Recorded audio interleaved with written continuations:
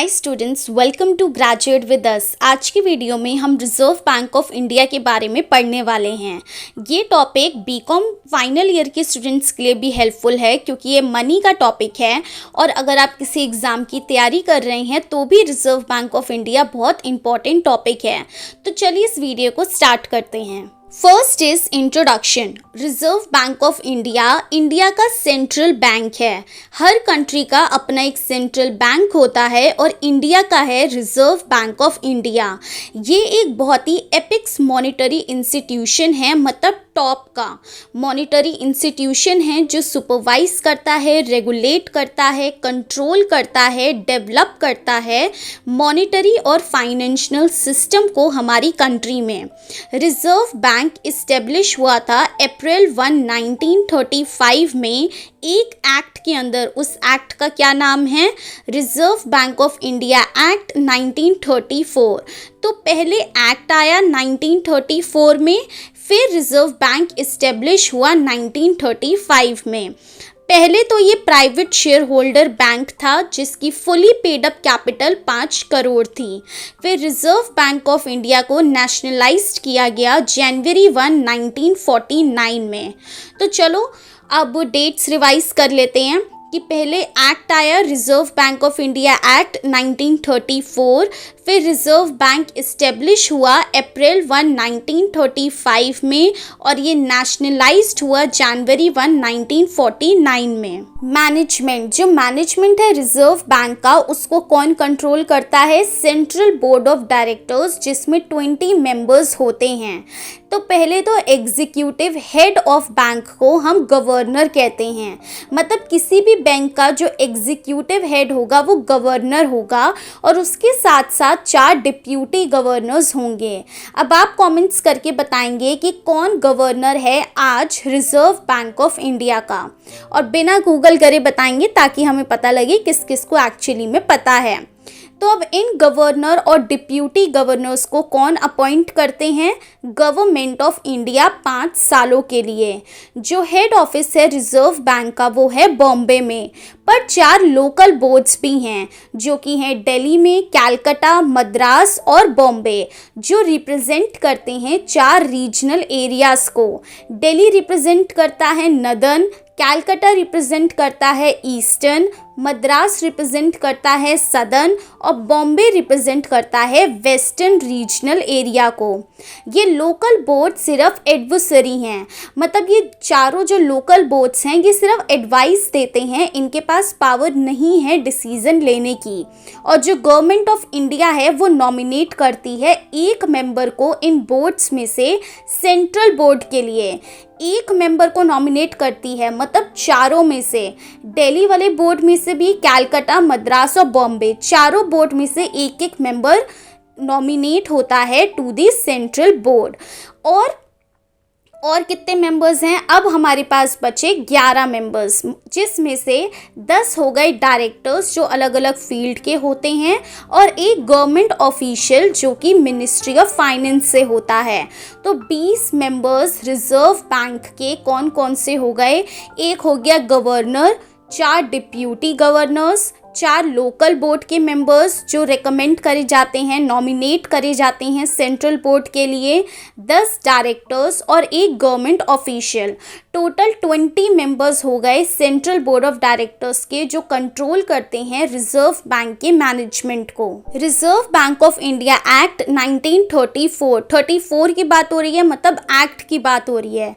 तो ये जब ये एक्ट आया था तो इसमें था कि एटलीस्ट 6 मीटिंग्स होनी चाहिए एक साल में और 2 मीटिंग्स के बीच में 3 महीने से ज़्यादा का गैप नहीं होना चाहिए। मतलब अगर जनवरी 1 को मीटिंग हुई है तो इसका मतलब ये नहीं है कि सीधा अप्रैल या उससे मई में मीटिंग हो रही है। 3 मंथ से ज़्यादा का गैप नहीं होना चाहिए। जो गवर्नर है रिजर्व बैंक का वो मीटिंग कर सकता है सेंट्रल बोर्ड के साथ जब भी उसको ज़रूरी लगे। गवर्नर और deputy governor full time officials होते हैं रिजर्व बैंक के। ऑफिशियल्स मतलब वो पर्सन जिनके पास अथॉरिटी है डिसीजन लेने की, काम करने की। तो ये फुल टाइम ऑफिशियल्स होते हैं और इनको प्रिस्क्राइब्ड वे में सैलरीज और अलाउंस अलाउंसेस दिए जाते हैं। बाकी जो डायरेक्टर्स होते हैं वो पार्ट टाइम ऑफिशियल्स होते हैं और इनको भी अलाउंसेस और फेयर सैलरी दी जाती है मीटिंग में पार्टिसिपेशन की। ऑर्गेनाइजेशनली जो रिजर्व बैंक है वो ऑपरेट करता है अलग अलग डिपार्टमेंट्स के थ्रू। तो ये कुछ 16 डिपार्टमेंट्स हैं, बाकी टोटल आज 23 डिपार्टमेंट्स हैं। सो पहला is issue department. Issue department का मेन फंक्शन है कि इशू और डिस्ट्रीब्यूट करना पेपर करेंसी को। Second is banking department.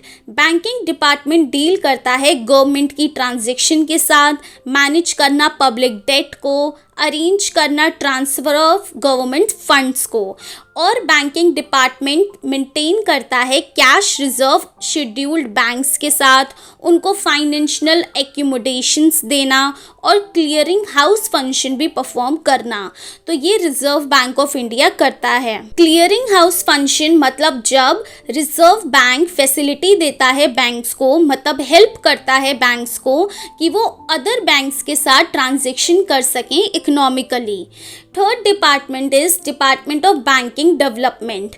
इनका एम रहता है कि एक्सपेंड हो बैंकिंग फैसिलिटीज़ उन जगहों पे जहाँ पे बैंक्स नहीं हैं या फिर रूरल एरियाज़ में। Fourth department of banking operation. इनका मेन फंक्शन है सुपरवाइज, रेगुलेट और कंट्रोल करना बैंकिंग इंस्टीट्यूशन की वर्किंग। जो डिपार्टमेंट ऑफ बैंकिंग ऑपरेशन है ये लाइसेंस देते हैं नए बैंक्स को ओपन करने के लिए, और जो बैंक्स पहले से ही हैं अगर उनको कोई नई ब्रांच खोलनी है तो ये डिपार्टमेंट के थ्रू लाइसेंस जाता है। Agriculture credit department. ये डिपार्टमेंट डील करता है एग्रीकल्चर क्रेडिट से रिलेटेड जो प्रॉब्लम्स आती हैं, फैसिलिटीज़ देता है क्रेडिट, रूरल क्रेडिट देता है स्टेट गवर्नमेंट को और स्टेट कोऑपरेटिव को। Industrial finance department. इनका मेन ऑब्जेक्टिव होता है फाइनेंशियल हेल्प देना स्मॉल और मीडियम स्केल इंडस्ट्रीज को। Seventh point non banking companies department. ये डिपार्टमेंट सुपरवाइज करता है एक्टिविटीज़ को नॉन बैंकिंग कंपनीज की और फाइनेंशियल इंस्टीट्यूशन की जो हमारी कंट्री में है। सुपरवाइज करता है मतलब जो भी नॉन बैंकिंग कंपनीज और फाइनेंशियल इंस्टीट्यूशन एक्टिविटीज़ करते हैं, मतलब फंड्स को लेना, लोन देना, अपने पास रिजर्व रखना, इन सबको जब सुपरवाइज करा जाता है तो वो ये डिपार्टमेंट करती है। Exchange control department. जो भी बिजनेस होता है, सेल करनी है, परचेज करना है फॉरेन एक्सचेंज को, वो इस डिपार्टमेंट के थ्रू होता है। Legal department. ये डिपार्टमेंट एडवाइस देता है अलग अलग डिपार्टमेंट्स को लीगल इश्यूज़ पे। लीगल डिपार्टमेंट लीगल एडवाइस देता है कि और क्या क्या बैंकिंग लॉज बनने चाहिए कंट्री में। Department of research and statistic. जो ऑब्जेक्टिव है इस डिपार्टमेंट का कि पहले तो रिसर्च करें क्या क्या प्रॉब्लम्स आ रही हैं मनी से रिलेटेड, क्रेडिट से रिलेटेड, फाइनेंस, प्रोडक्शन, इन सब से रिलेटेड। कलेक्ट करें इंपॉर्टेंट स्टैटिस्टिक अलग अलग एस्पेक्ट से और फिर उनको पब्लिश करें। तो ये काम इस डिपार्टमेंट का है। Department of planning and reorganisation. ये डील करता है कि नए प्लान्स बनाने हैं और जो पहले से ही पॉलिसीज़ बनी हुई हैं उनको दोबारा रीऑर्गेनाइज करना है जिससे वो इफ़ेक्टिवली फॉर्मुलेट हो पाएँ। Twelfth is economic department. Economic department concern है कि प्रॉपर बैंकिंग पॉलिसीज़ बनानी है जिससे इम्प्लीमेंट हो सके इकोनॉमिक पॉलिसीज़ अच्छे से। Point 13 inspection department. इस डिपार्टमेंट में इंस्पेक्शन होती है अलग अलग ऑफिसेस की जो कॉमर्शियल बैंक्स के हैं। तो जब कॉमर्शियल बैंक्स की इंस्पेक्टिंग होगी तो वो इस डिपार्टमेंट के अंदर होगी। कॉमर्शियल बैंक अपने आप में एक बहुत इंपॉर्टेंट टॉपिक है जो हम आगे आने वाली वीडियो में कवर करेंगे। Point 14 department of accounts and expenditure. इसमें प्रॉपर रिकॉर्ड्स बनाए जाते हैं, क्या क्या रिसिप्ट्स आई, मतलब क्या क्या इनकम्स आई, क्या क्या एक्सपेंडिचर हुआ, मतलब क्या क्या खर्चा हुआ रिजर्व बैंक का। आरबीआई सर्विस बोर्ड ये डील करता है कि नए एम्प्लॉयज़ को सेलेक्ट करना है अलग अलग पोस्ट के लिए जो रिजर्व बैंक में हैं, तभी तो नए नए एम्प्लॉयज़ बैंक में अपॉइंट होते हैं। तो वो कौन से बोर्ड के अंदर होते हैं? RBI service board. Department of supervision, अब एक न्यू डिपार्टमेंट है, that is department of supervision. ये दिसंबर 22, 1993 में सेटअप हुआ था सुपरवाइज करने के लिए कॉमर्शियल बैंक्स को। सो आज की वीडियो के लिए बस इतना ही। ऑल्सो नेक्स्ट वीडियो में हम फंक्शंस ऑफ रिजर्व बैंक पढ़ेंगे। तो अगर आपको ये टॉपिक पढ़ना है तो चैनल को सब्सक्राइब कर लीजिए ताकि आप अगली बार इस टॉपिक को समझ पाएं। ऑल्सो मैं आपको रिकमेंड करूंगी कि आप दोबारा वीडियो स्टार्ट करिए और अपनी समरी बनाइए। अगर आप हिंदी में पढ़ते हैं तो आप हिंदी में लिख के समरी बनाइए, इंग्लिश में पढ़ते हैं तो प्रॉपर ये लाइंस लिखिए, जिससे आपकी इंग्लिश भी इम्प्रूव होगी और आपके नोट्स भी बन जाएंगे। क्योंकि जब तक आप लिख के याद नहीं करेंगे तब तक अच्छे से नहीं होगा। अगर आपको आज की वीडियो पसंद आई तो चैनल को सब्सक्राइब करिए। मिलते हैं अगली वीडियो में। बाय।